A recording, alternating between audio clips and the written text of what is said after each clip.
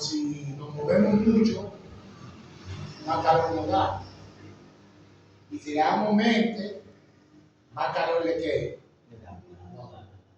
Si nos concentramos a lo que vinimos, que es adorar a Dios, y usted se pone a pensar y a ver, nosotros vivimos en un país como adoraban los discípulos y el mismo Cristo.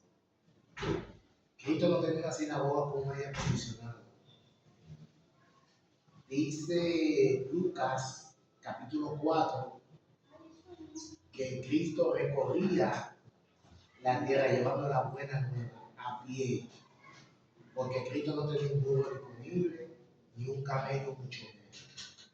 De hecho, cuando hace su entrada triunfal ese jueves, un día antes de su crucifixión, que se llama la entrada triunfal a Jerusalén, manda a buscar un burrito prestado para ir a ese viaje al templo, donde ahí echa una serie de juicios contra los escribas y fariseos en el templo, porque ya Cristo sabía que su hora había llegado, como dice Gálatas.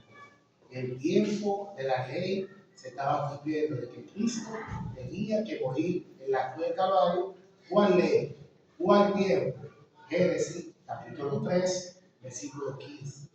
La profecía que se le dio a Adán y a Eva, y que también lo dio a nosotros, que Dios iba a pisar la cabeza de la serpiente.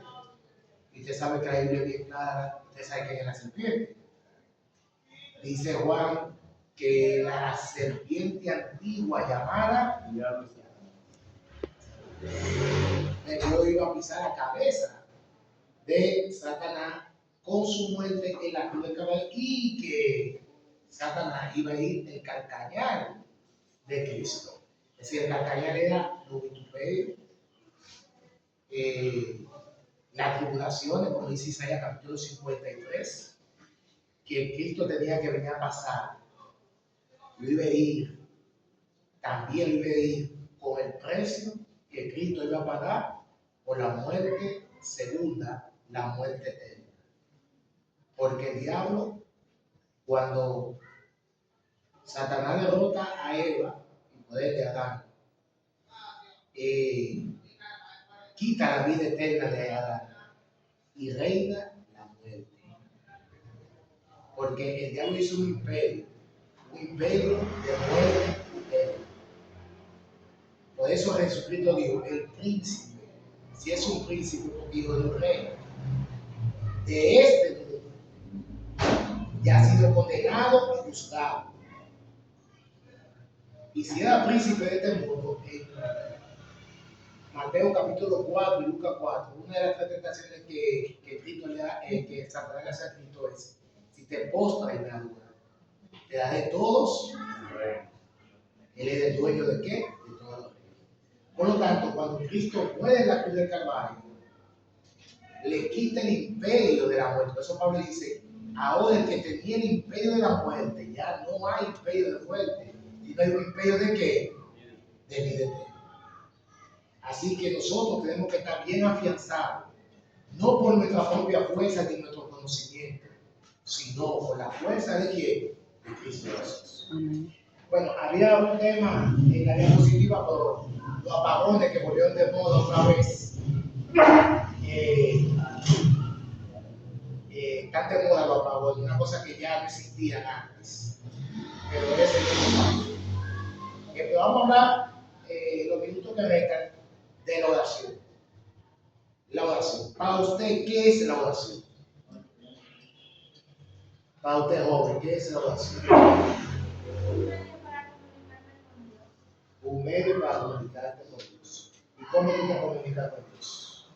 A través de, tú dices que es un medio. ¿Qué medio tú utilizas para hablar con Dios? Orando solamente.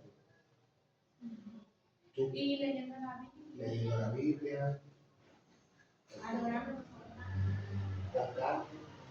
Cuando tú oras, tú siempre cantas. Es importante. ¿Y usted, joven? ¿A usted qué lo hace? ¿A ti? ¿Cómo tú expresarías, cómo tú te comunicas con Dios? ¿Cómo tú lo harías?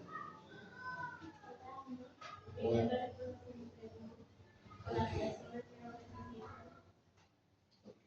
a la joven que está hablando de ti, ¿cómo tú oras? Tu oración, ¿cómo es? Primero dándole gracias a Dios por todo lo que me permite, luego pidiéndole por los enfermos, por todo lo que uno necesita y por el crecimiento espiritual. Okay. Vamos a ver este lado. Hermano, aquí. Sí. Bueno, para mí es el medio de nosotros decirle nuestras plegarias, nuestras necesidades. Yo le explicaba eso realmente a la esposa mía ayer, que realmente no una comunicación 100%, porque Dios no contesta ahí face to face. Entonces, es un medio de nosotros pedirle nuestras necesidades y nuestra plegaria a Dios. Eso que yo entiendo. Ok.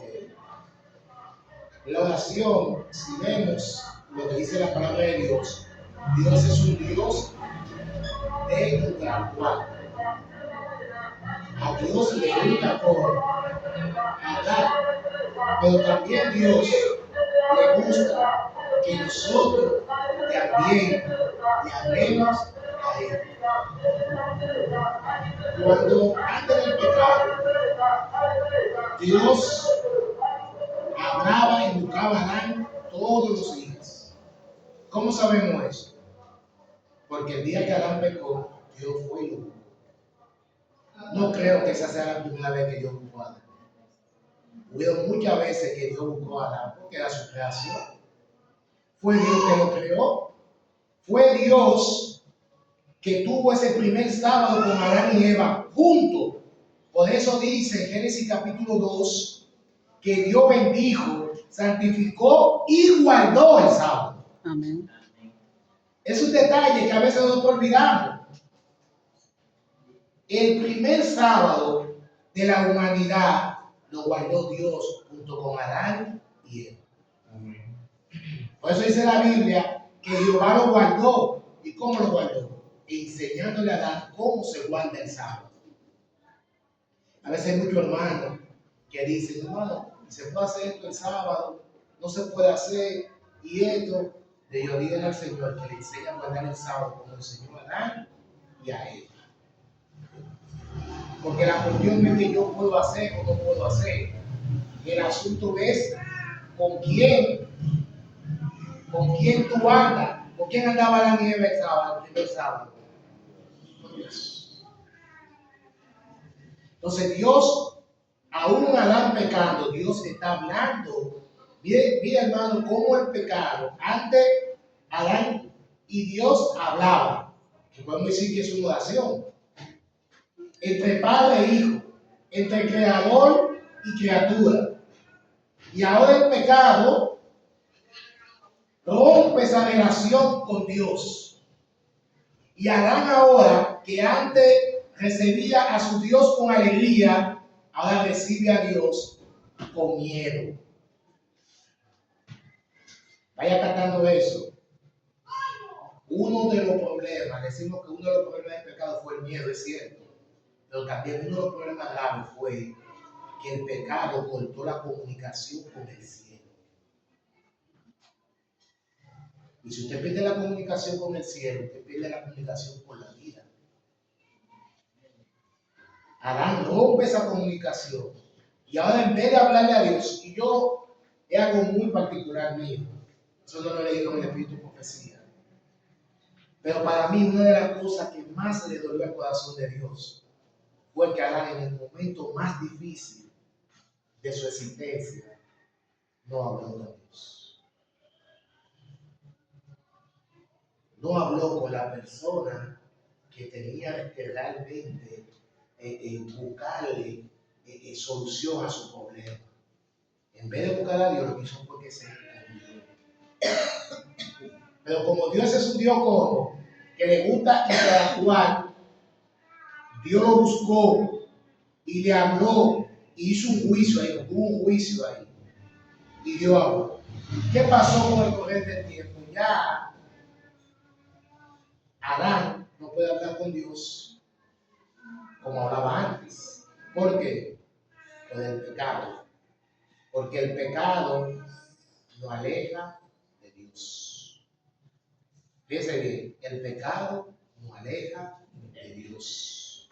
Porque el que está en pecado no quiere saber nada de los ángeles.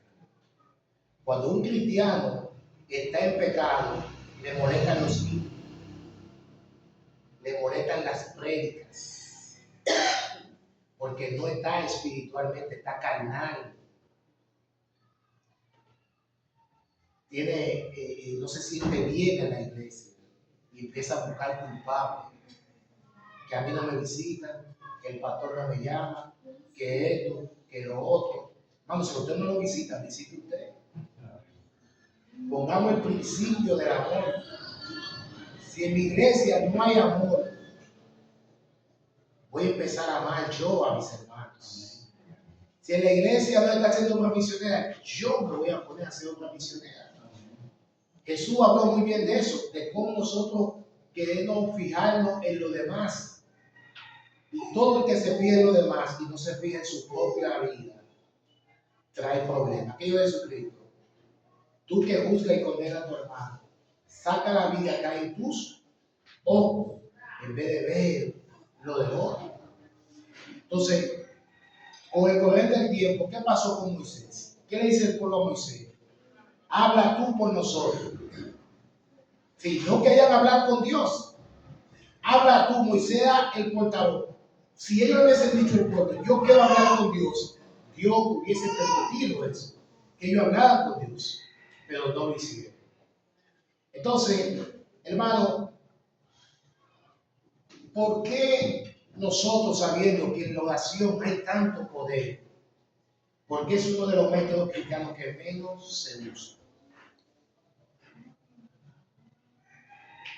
Se ha hecho encuesta dentro de la iglesia cristiana que los cristianos oran poco.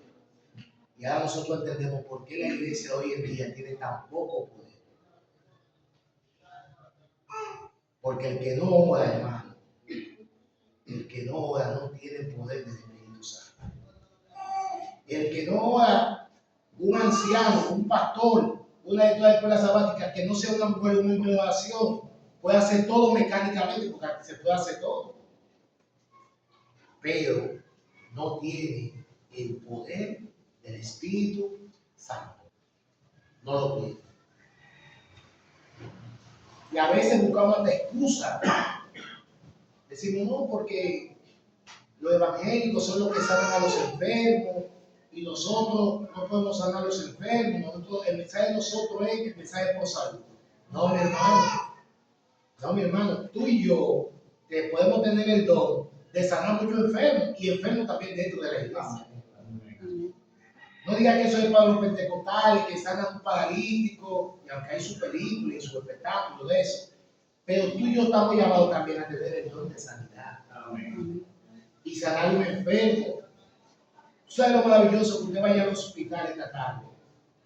Y una persona diga, a mí me duele mucho la cabeza. Y usted haga una oración de fe. Y le diga al Señor, Señor, pasa tu mano de sanidad. Y esa persona se sana. ¿Qué usted cree que va a pasar con esa persona? Va a creer. No solamente va a creer que Dios lo sanó físicamente, sino que también va a querer sanarse como espiritualmente. Entonces, la oración, hermano, es cierto, muchas definiciones que ustedes dieron. La oración es pedir por nuestras necesidades.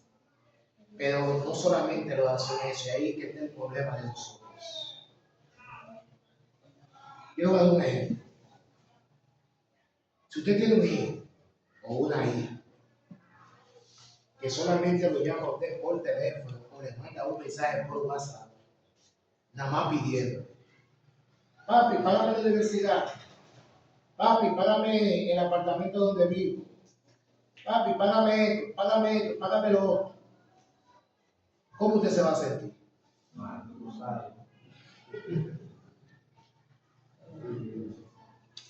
muchas veces eso pasa con nosotros, con Dios. Señor, dame. Señor, dame. Señor, dame. Dame, Señor, necesito, dame. Y Dios esperando, pero nadie pide por el derramamiento del Espíritu Santo. Poco pide para que Dios viva en su vida y transforme a través del Espíritu Santo. Poco pedimos que Dios nos llene con su Santo Espíritu y nosotros podamos reflejar el amor de Dios a un mundo que se está cayendo a pedazos. Solamente pensamos en nuestras necesidades. A veces ni la de nuestro prójimo, la de nosotros. ¿Y tú sabes lo que pasa ahí? Que venimos siendo egoístas. Venimos siendo ¿cómo? Porque nada más pienso en Dios. Ni en Dios estoy pensando en mí. Entonces, ¿cuál es el concepto diferente para ayudar? Lo primero es que dice Mateo 6:33. Buscar primeramente el reino de Dios y su justicia. ¿Qué es lo que yo tengo que buscar primeramente? El reino de Dios. El reino de Dios. ¿Y cuál es el reino de Dios? Oración, estudio de la Biblia, dedicación, devocional. El reino de Dios es buscar los intereses del reino primero que lo mío. Nosotros somos al revés. Nosotros pedimos los intereses de nosotros primero y luego los del reino. Nosotros tenemos que pedir los intereses del reino, porque al fin y al cabo, hermano, nosotros viviremos en el reino de los cielos. En esta tierra vamos a pasar 50, 70, 80 años, lo que Dios entienda que podemos pasar aquí. Y nos vamos a ir de esta tierra. Nuestro enfoque debe de ser cada día trabajar para el reino de Dios, para que Cristo venga pronto y se cumpla la profecía y mucha gente, hermano, pueda venir a los pies de nuestro Señor Jesucristo. Amén. Pero nosotros no. Nosotros le pedimos un empleo o un mejor empleo. Porque a veces le pedimos a Dios un empleo y Dios no lo da.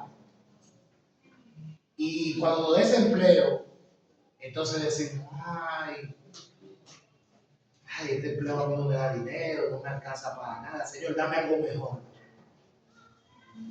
Porque nunca el ser humano va a estar conforme. Mira, analizamos lo que se dice, hermano, casi, no es que lo es, casi imposible dirigirse a Dios y no pedir. Casi imposible. Yo he intentado hablar con Dios cosas que no tengan que ver con petición. Se hace casi difícil. Entonces, Señor, entonces estoy aquí una vez. Se hace difícil. Pero, como es casi imposible ir sin una petición, lo que tenemos que saber es qué le estamos pidiendo. Yo entiendo que se desperdicia mucho tiempo pidiendo cosas materiales a Dios, cuando Él está ya dispuesta a darnos la cerrada, la comida, la pareja. Pero casi siempre el 90 y pico % de nuestras peticiones son de la materia, de lo espiritual. Señor, dame capacidad, quítame miedo, quítame la timidez, equípame para tu obra. Señor, ayúdame a hacer trabajo tuyo con amor, con caridad, desinteresadamente. Eso es muy raro, es menos de 1%. Entonces, esa es la. Es posible que no vayamos a pedir algo, porque no está casi toda la oración de Jesús era pidiendo. Pero está la otra parte, la gratitud. Se nos olvida ir a dar gracias y Dios lo espera, Dios lo está esperando. Muchos de nosotros tenemos deuda de gratitud, tanto con Dios como por la obra de Dios. A usted Dios le dio un carro, ese carro tiene que estar dispuesto para Dios. A usted Dios le dio un sueldito, algo en su en la parte de su miembro debe estar dispuesto para Dios como gratitud. Entonces, esa es otra de las utilidades que le podemos dar a la oración. Ir a Dios a agradecer, Señor, mira, gracias. Yo estaba enamorado de esa o de ese, y tú me impediste, gracias. Yo quería eso y no se dio. Yo quería aquello y se dio, gracias. Y generalmente lo hacemos a hacerlo bien, pero Dios espera que vayamos personalmente. Mira, muy interesante. Mira, por ejemplo, desde ese punto de vista, como tú ves la oración, no es la oración que Dios quiere. Por ejemplo, dice Santiago capítulo 5 que Abraham era amigo de Dios. Dios no se opone a que le pida, porque el mismo Cristo dijo, pedid y se os dará. Y el Padre nuestro dice que el pan, que tenemos que pedir nuestro pan cotidiano a Dios. Sí, Dios no se molesta que tú le pidas. Donde está el problema de la oración es cuando nosotros solamente pedimos. Si vimos el ejemplo del mismo Cristo, aparte del Padre nuestro, porque el Padre nuestro no es la única oración que Cristo hizo. Por lo menos escrito en los 4 evangelios. Mateo 17. ¿Cómo se dirige Dios Jesús al Padre? En San Juan, Juan 17, cuando pidió el Consolador. Padre, te alabo, porque todas las cosas me las ha dado y nada le ha negado al Hijo. Tuve contigo en el principio. Jesucristo expresa la oración de un hijo a un padre, no de un hijo a un extraño. Estuvimos juntos antes de la fundación. Jesús nos está diciendo que la oración es una comunicación donde tú le cuentas a Dios todo. No solamente pedirle, Señor, mira, la comida me quedó mal hoy. Señor, estoy lavando, así como está lavando mi ropa. Yo quiero que tú laves de todos mis pecados, como dice Isaías 1, que me blanquees, que tú me perdones y blanquees mi vida. Que todo lo que hagamos se relacione con Dios. De la oración. No es que usted va a pasar 24 horas de rodillas. Si usted va manejando, oye, Señor, así como yo voy manejando este vehículo, conduce tú mi vida. Señor, así como yo estoy limpiando la casa, limpia mi corazón de toda impureza y de toda malicia. Esa es la oración, que tú relaciones, que tú invitas a Jesús a todo lugar, a todo lo que tú vayas, tú invitas a Jesús y a través de su Espíritu Santo. Eso es. Y mi hermano, y lo que Dios más desea es ser amigo de nosotros. Amén. Y Abraham fue tan amigo de Dios. Y estrechó tanta oración. Le voy a decir algo, hermano. Abraham no era un santo. Si usted dice, no, pero que yo tengo mucho pecado para que Dios venga, Abraham no era un santo. Abraham vendió a su esposa para tener beneficio económico. Habló una mentira. Y aunque Dios reprendió al impío, y en parte lo reprendió a él también, no tanto, pero cometió que un pecado. Abraham no era perfecto. Era un hombre como imperfecto. Sabiendo la promesa de Dios, él como patriarca de la casa, como profeta de Dios, sabía que Dios le había prometido un hijo no de Agar, sino de quién? De Sara. Y aún así se lleva de Sara y vive con Agar. Y todavía tiene Ismael, y todavía cree que Ismael es el prometido. Y Dios le dice, no. Yo lo voy a bendecir a él, pero ese no es el que va a ser, el que va a salir del vientre de Sara. Sin embargo, dice que Abraham era amigo de Dios. Y es el único hombre en la tierra, por lo menos escrito en la Biblia, que Dios se sienta a consultar una decisión divina. Escuche bien. Es el único ser humano en la tierra que Dios se sentó a consultar una decisión divina. Eso es grande, porque Dios cuando hace una cosa la hace. Cuando Dios destruyó a toda la torre de Babel, no consultó a nadie. Descendió y acabó con ese plan. Sin embargo, con Abraham sí lo consultó. De hecho, escuchó su obediencia de Abraham. Y 6:51, el Señor, ¿tú vas a destruir esa ciudad? No. Y empezó a ir. Eso hace Dios con sus amigos. Amén. Yo a veces me pongo a pensar en América. ¿Cuántas cosas Dios quiere decir a nosotros? Así como se le dijo a Abraham. ¿Cuántas cosas Dios quiere decir a nosotros Nosotros por falta de oración, Dios no nos la dice. A veces tomamos malas decisiones en la vida porque no hablamos con Dios. Cuando tengo un problema económico, lo primero es, tengo un buen crédito del banco, dame al banco, pero consulta a Dios. Quizá Dios tiene un plan mejor que el banco. Si Dios te dice a ti, vete al banco, que yo te voy a bendecir, vete al banco, pero todo lo que Abraham hacía lo consultaba con Dios. Aún sus errores, porque los verdaderos hijos de Dios son los que son guiados por el Espíritu Santo, dice Pablo, y también los que estrechan una íntima relación con Dios. Y eso es importante, porque la oración, mis hermanos, nos ayuda a conocer más a Dios. Dice Jesucristo en San Juan 17:3, pero esta es la vida eterna, que te conozcan, ahí esa palabra, conozca.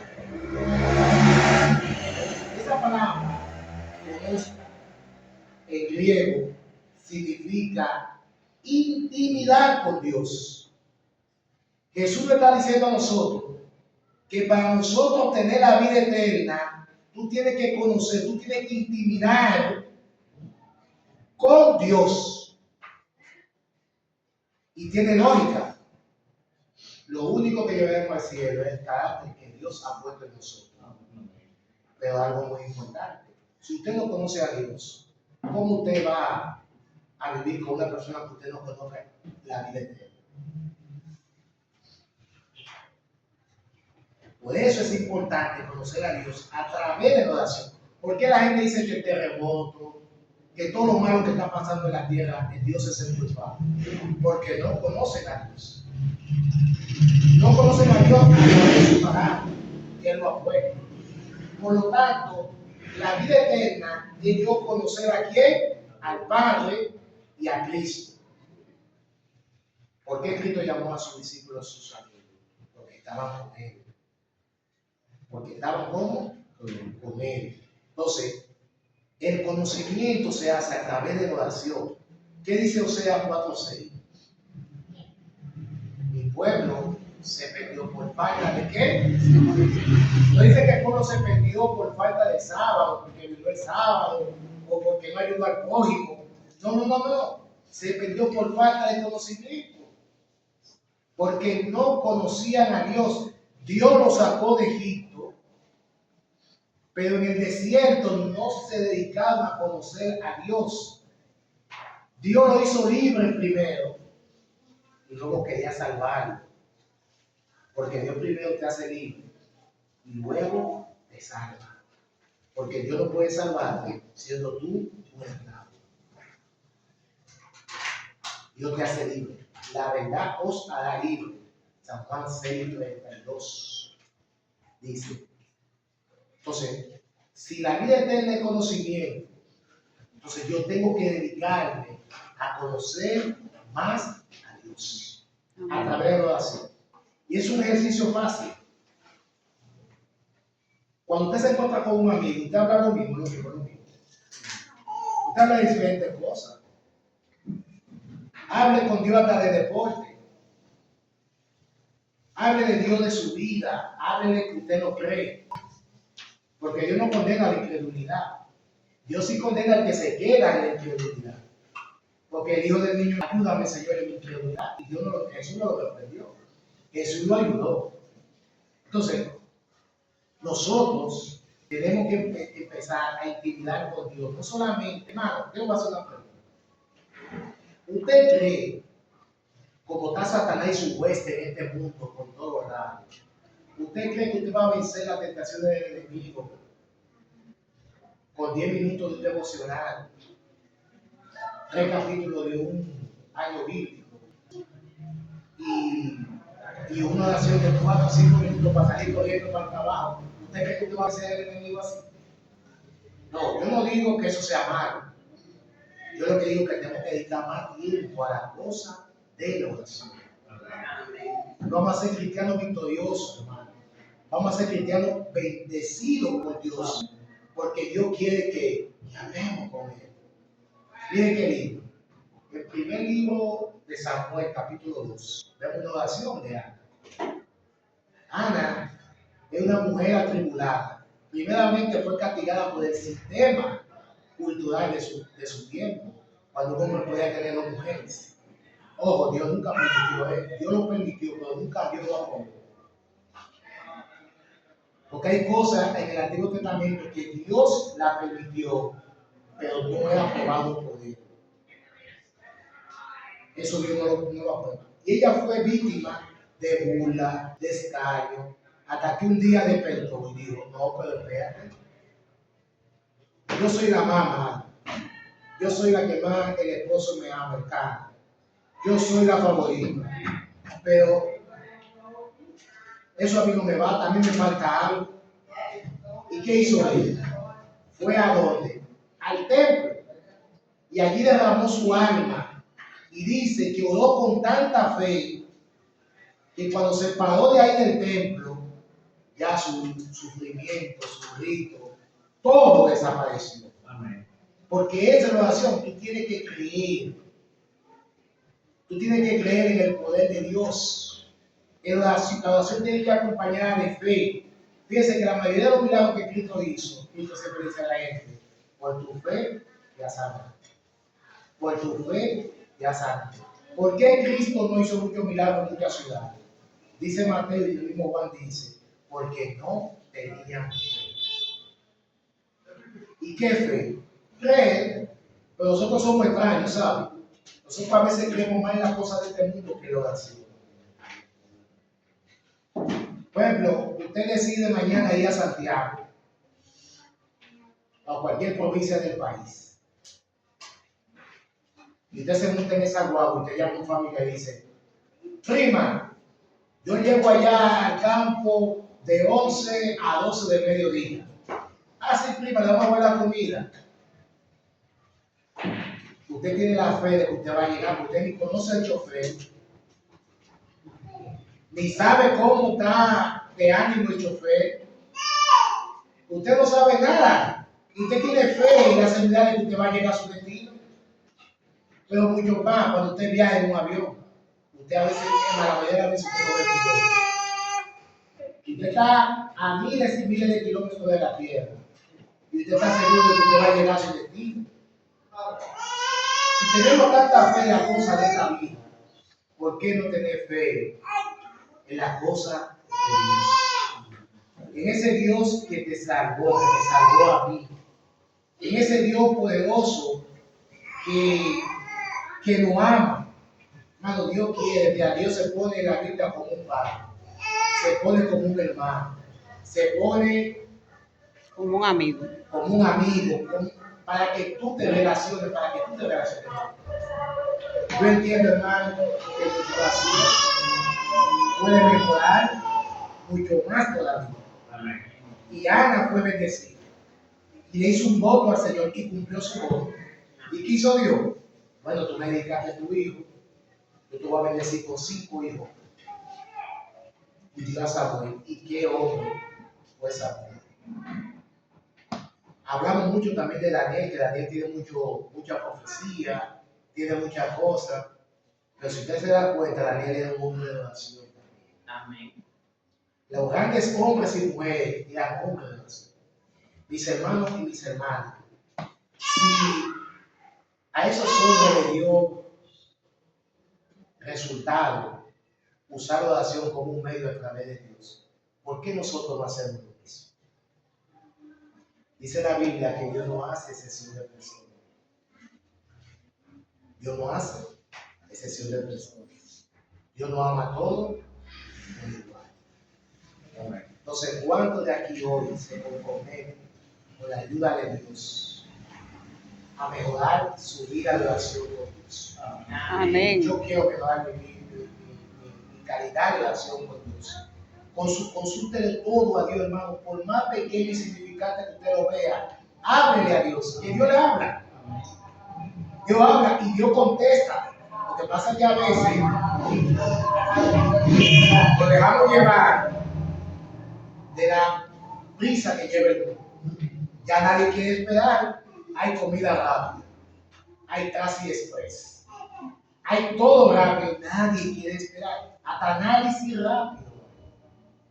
Mire, eso análisis está en 48 horas, pero si tú das 500,000 pesos más, el empleo está listo.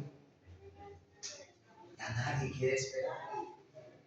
¿Saben qué? La espera es algo que Dios nos ha puesto a nosotros para que en ese lapso de tiempo nosotros podamos pedirle a Dios por eso.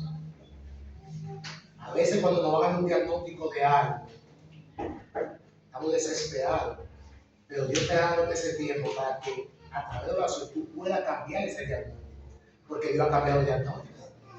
Hay gente que ha salido con cáncer y en la oración ha orado a Dios y se ha cambiado el diagnóstico. Y el médico que da el diagnóstico está esperando a la persona para ponerlo en tratamiento con el cáncer. Y cuando la gente dice, no, salió negativo, doctor, ¿cómo que salió negativo si nosotros vimos un laboratorio que salió positivo? Ah, Dios hizo el milagro. Amén. Entonces, a veces por desesperar, hubo un señor que se desesperó y eso fue parte de su fracaso como rey de Israel, Saúl. No, se cansó de esperar a Samuel y ofreció sacrificio que solamente podía ofrecer lo que Samuel como sacerdote. Y ahí vino la condena. Vamos a poner un sobre los pies. Vamos a orar para que Dios nos ayude cada día